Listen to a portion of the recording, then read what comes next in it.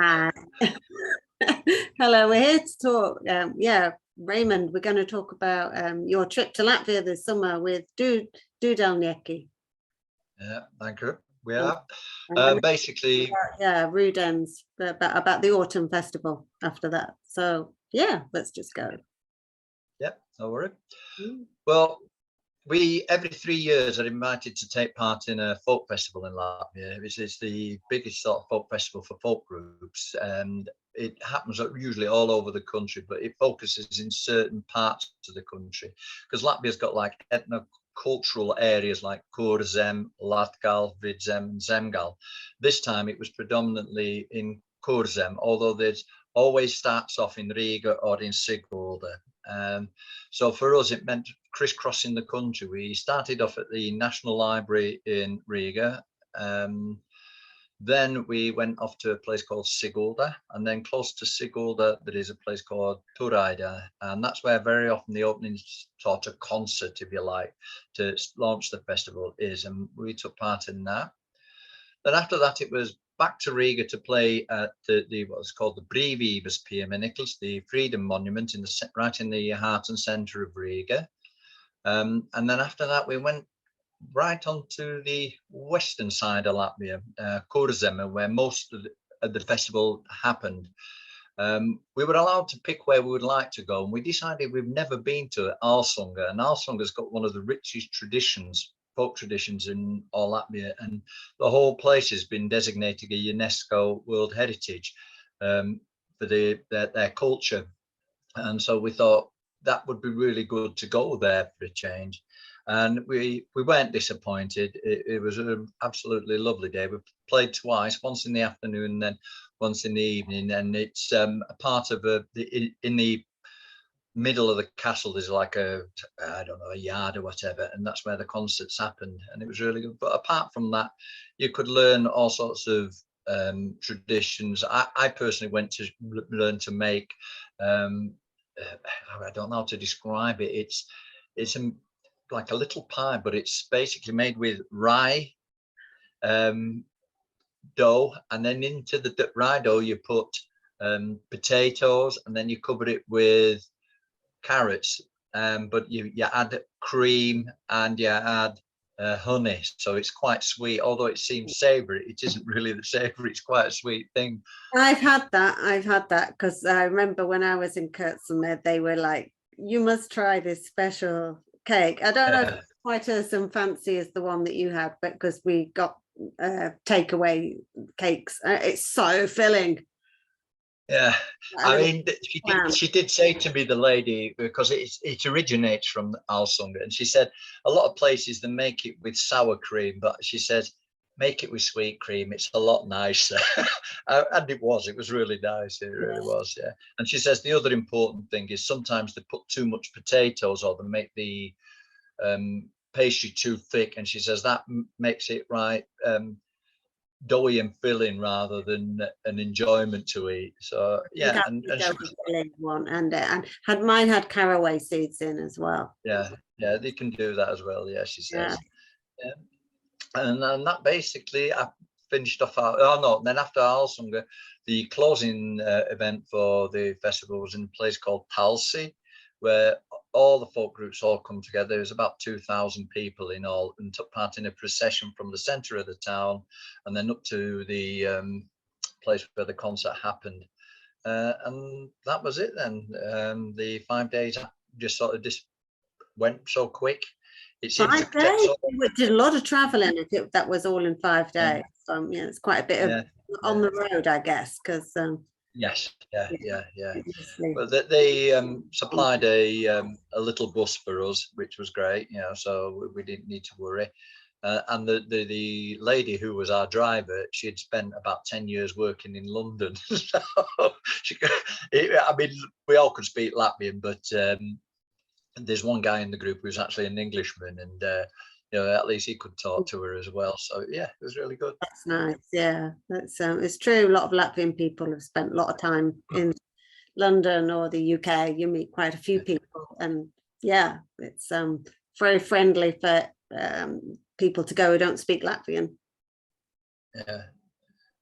And also nowadays you find that there's a definite sort of change in languages, whereas let's say 30-40 years ago, if you went to Latvia, Russian was very dominant. Now it's obviously English is a lot dominant, and it's like the older people who speak Russian, but all excuse me, all the young kids all speak English or want to speak English. Yeah. Not because there are any sort of visions of wanting to be in England, it's also because it's like the world language that everyone can converse with. Yeah, that is true. That is true. And also I think it's the computer thing as well, making yeah, because it is a language that has become through the American, really, through the American language. Well, as Mark Twain says, they've got the major share in the language. I always wonder, on a slightly tangential note, very tangential note, I wonder if in the future English for international sort of purposes will become more regularized in the spelling, whether there'll be a kind of movement to kind of have really easy phonetic spelling, let's say, not easy, but more phonetic spelling. I think it may happen one day, probably not soon, but I reckon maybe 100 years or so. Possibly, I don't know. I really don't know. The strange thing how languages develop. There don't seem to be any rhyme or reason how they develop and how they come together and things are said. Yeah. It's true. I'm just putting it out there. Maybe my seed will flourish. I can always hope. Yeah. Okay, so that was the summer of your folk group, Jude in Latvia, the big summer festival. So what time was that? When was it? Well, that was the first week in July. Then we came back. We flew back on the Wednesday, and then on the Saturday we actually performed at the 150th anniversary of Round Day Park in Leeds. There was a big thing to celebrate that, and so we also performed there. And then we had about 2-3 weeks off, and then we went back to Latvia for a wedding. We played at a wedding on the Friday night. We played the dances and everything, and then Saturday Latvia we played all sorts of songs connected to a Latvian wedding, right from the arrival of the bride, and it's all done with folk songs. There's no sort of pop songs or disco or anything. It was all literally through Latvian folk music. And basically also when they took the vows, that was all done through Latvian folk songs. And basically in the evening they had another Latvian group, so that we could enjoy ourselves as well. And again, it was all Latvian folk songs and folk dances. So they weren't in costume or anything like that, but all the music and everything that happened was very traditional. And yeah, it was really good. And then when it's Latvian dance music, like in a ceilidh, or often you have to have people explaining the it depends on your audience. If we were, for instance, going to be playing for an English audience, then we would have to explain it. In Latvia, it can be a mixed bag. It depends. You sort of can gauge by seeing who come. If you take some of the sort of more popular dances that everybody knows, then you can sort of gauge, because if everyone gets up and seems to know what they're doing, then they'll probably know a lot more. If they're a little bit shy or hesitant, then that they'll need a little bit of help, and you just have to gauge it. And I suppose that comes with experience more than anything else. Sure. What would you consider a really one that would be a safe one to sort of test if the audience know that well, they say the two. Funny enough, two of the most popular dances. When I say dances, they're like pair dances. The social dances are. One's actually a Lithuanian one, and the other one's an Estonian. One's called pankulkas, and the other's called raganas. And then you've got the sort of like ones that kids learn at primary school in Latvia, like plaukstimpo, and they're the sort of 3 or 4 that you would try, and you can then sort of take your gauge from that, really. Oh, I have to have a listen to those so I can have a little look around.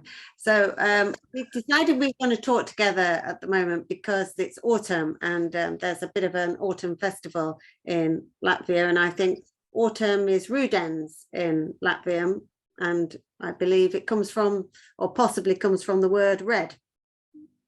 Yeah. The root is ruds, which means sort of red, rusty ginger. reddish colour, and from that word ruds, the name Rudens comes.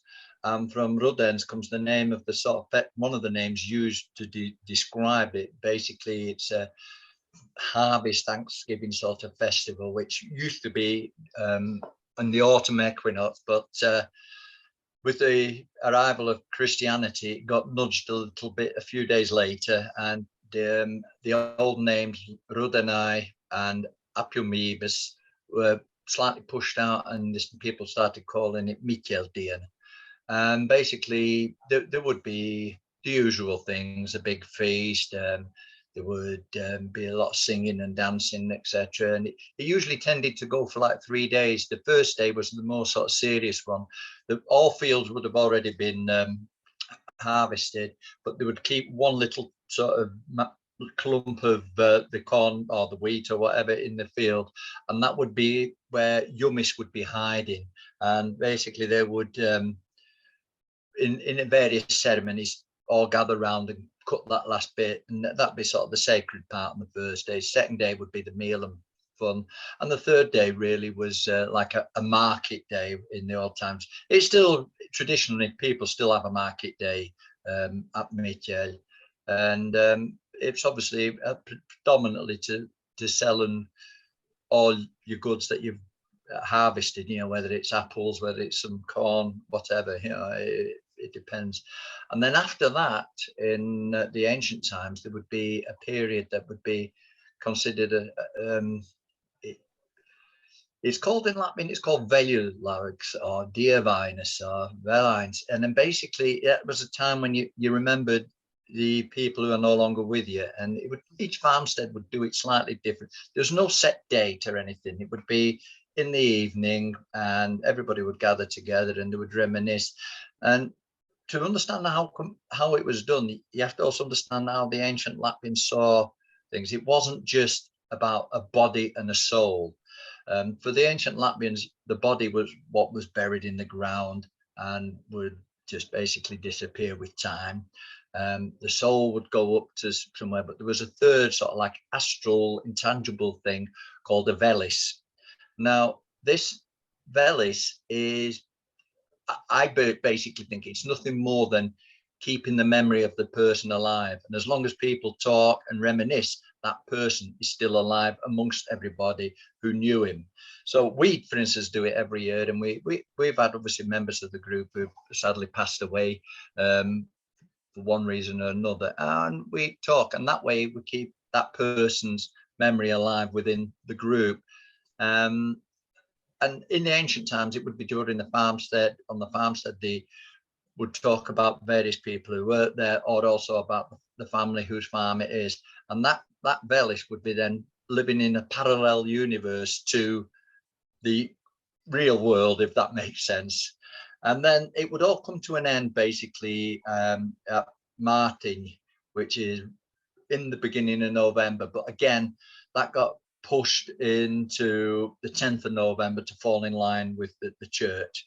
And again, the old festival has been pushed to the side, and the Christians Martin has taken over from the old thing, because the links with the Martin could be Martanya, which has links with the ancient sort of Indian beliefs, and Martandas there as well. So I'm not sure how it all fathoms out, but I just know that again the date was moved and that's when then you can start partying. And it's also the start of the mummers season and the start of winter, which reaches its peak at Christmas, and then it's finished in the beginning of February when at a festival called Metin, which in the ancient time used to be the start of the year, and all starts again, the whole cycle basically. Yeah, it's really interesting how the harvest festival goes into this memory time where you're thinking about the deceased. So much things that I wanted to just say then, because I was talking to my friend who's an Egyptian scholar of the dead, and he's an Egyptian archaeologist, and he kept talking about how there were three parts with the Egyptian body after death, because there was the soul and that flew away to the gods and that was gone, and then there was the body, and then he said, yes, there is this other character that is character. So I thought, oh, it's something similar. And he said that when people went to the pyramids and did the ceremonies, it was because I was going, how can it be? I don't get it, because I just couldn't put my head around the mummified body and the spirit. And he said it's this in between character. You have to remember they had 3 versions, and they would go and remember the version. Well, it sounds like that's a bit like the Velis. I can't remember the name now, but he said that's the bit where communicating with it, because I was saying, how can they communicate with the dead, because they've blocked the dead off in the body of the pyramid, that you can't talk. He said, well, there's 3 parts to the dead person, that is not a soul and a body, but this third intermediate character. Well, as I say, for me, it's like the way I read in the Diners and everything, it's they live in a parallel universe. They do everything like we do, but they're not here. And that one evening a year where you invite them into your house. I mean, we all know that they can't come and eat, but when you sat around the table, you make a meal, but you put a little bit on one side for them near the window or near the door. In the end, you're going to eat it anyway. But it's just that symbolism. Keep the memory of that person alive, really. And as long as people are talking about them, that person is with you, is remembered. If people stop talking about it or start doing anything, then that person is forgotten. Famous people get mentioned all the time, whether they're good or bad or anything, but normal run-of-the-mill people, it's only for so long, and then the memory seems to fade. I actually think it's a great idea. I personally really like it. And they're not a crazy sort of Halloween sort of thing. They're a nice, meditative, calm thing. It's the usual thing. You sing the songs, you talk, you light candles, you have something to eat, and then you carry on singing and talking. So it's a quiet evening. It's an evening of contemplation. And what kind of songs would be sung then? Is there particular songs that you might sing? There is basically what they call velja-like songs for that period. And unfortunately, I don't think we've actually recorded any, but I'm sure I can find out some for you and send you the links. Yeah. That would be so interesting, because I love the idea of song anyway, being connected to meditations, not in the sense of just sitting down. Everybody seems to think meditation is just like sitting down on your own, but just in the sense of being a bit thoughtful, having an interesting conversation, and in your mind wander collectively into remembering or speculating or whatever. I love songs intertwining with that, because it gives a little collective moment for you all. That's right. Songs should be, I think it's lovely how they can be stimulating rather than just used to cover up things, because nowadays with how loud we can do music, it's often used collectively to sort of smother conversation rather than sort of intertwine with it. But that's very true. If the music isn't loud, like if you're not in a really loud pub, then people do talk about, what is in the song and relate it to their lives. It's quite sort of normal thing, sort of a natural thing rather than normal. I mean, let's be honest, normally people used to sing at home. They didn't have big amps in the house and everything. They just played a song and then talked and so on. And that's very much how we do it. We sing songs.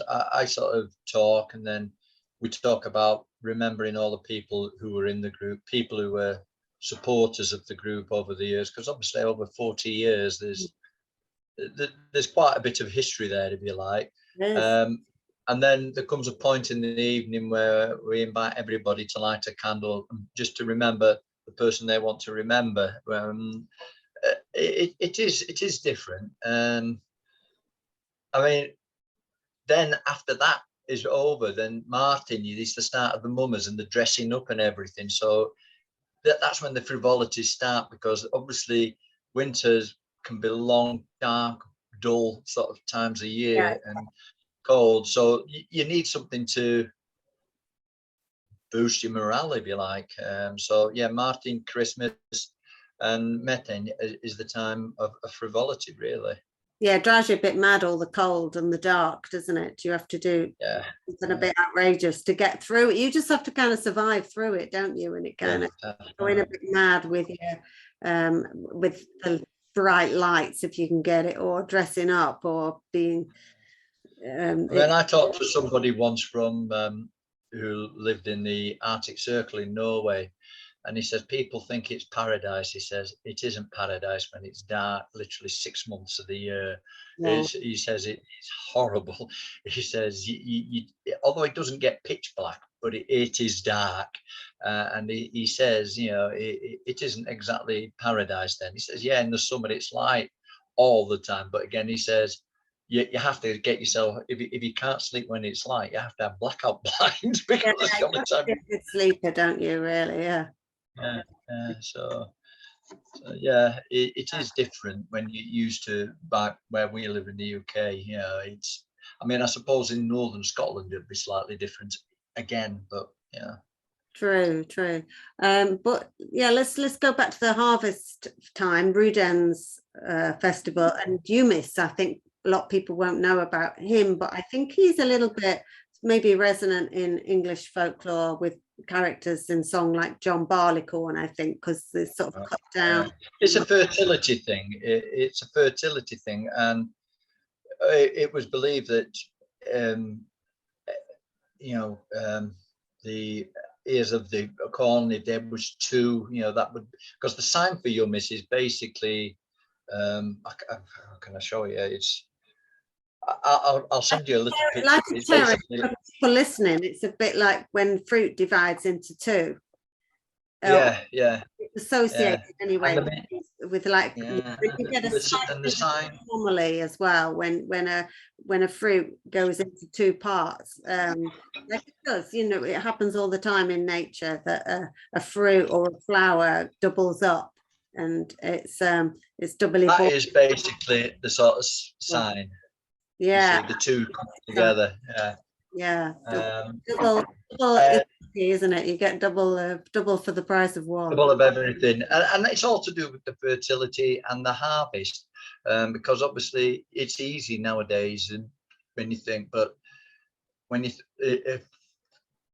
in the old days, you had to make sure it grew, you had to harvest it, you had to grind the corn yourself.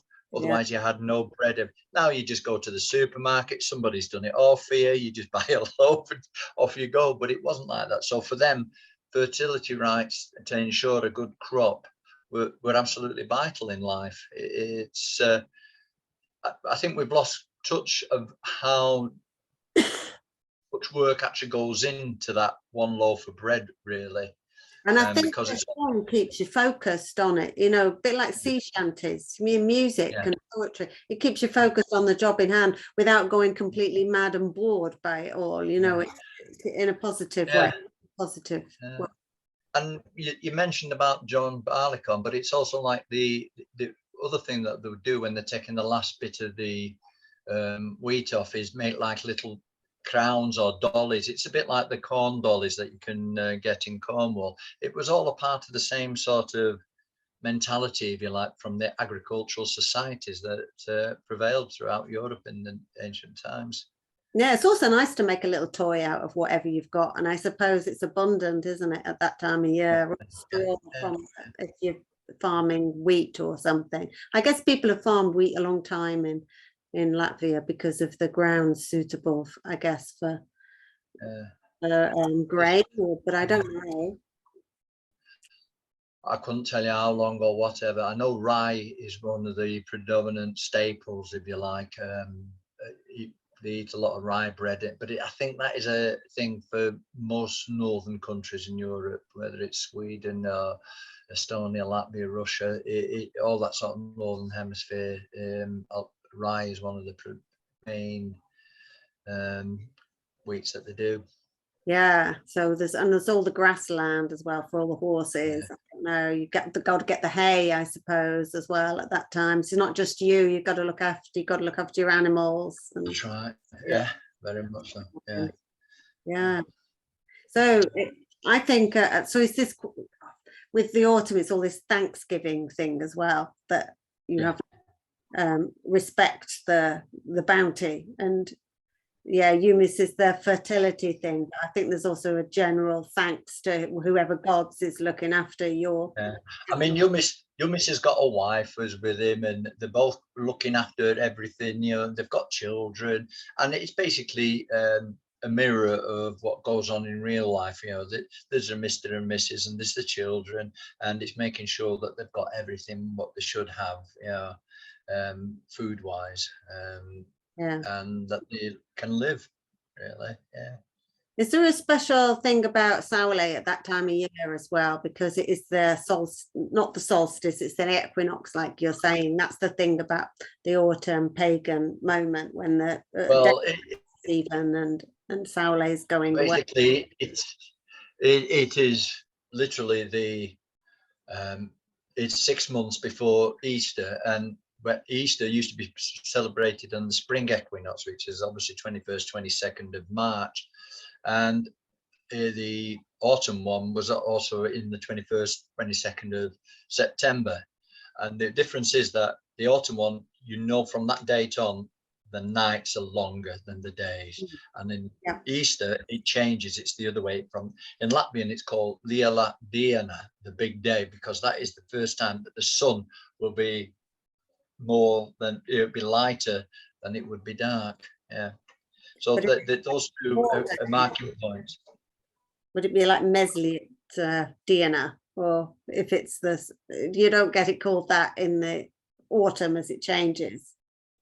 No, it's just basically it's just those names. As far as I know, those are the only names that were used for the festival.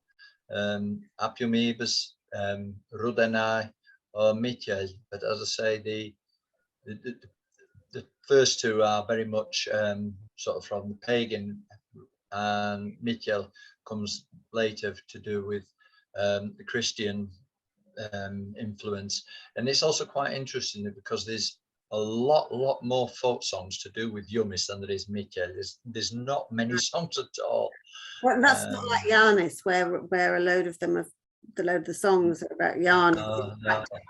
Yeah, he's more of a sort of. The other thing is with Jumis, there's a lot of things what they call talka, which was a communal get together to do the work, whatever work needed doing.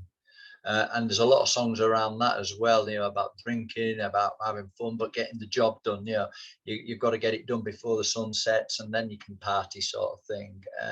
And that all ties in with the harvest, then the festival that comes. So there is a sort of logic, and it all sort of fits together when you sort of read and look at the songs. It makes all make sense.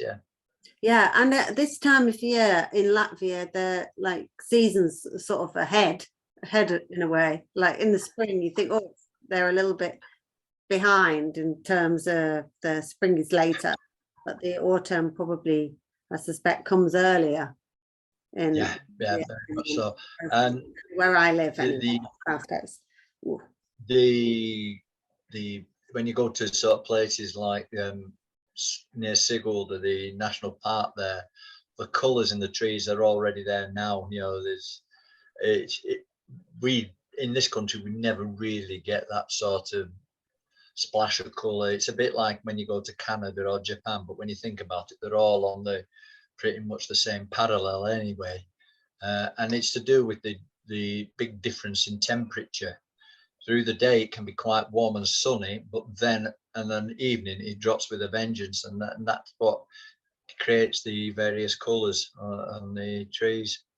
Oh, I remember the trees being beautiful when I was younger in Bolton, but I suppose that was just, you know, I had nothing to compare it with.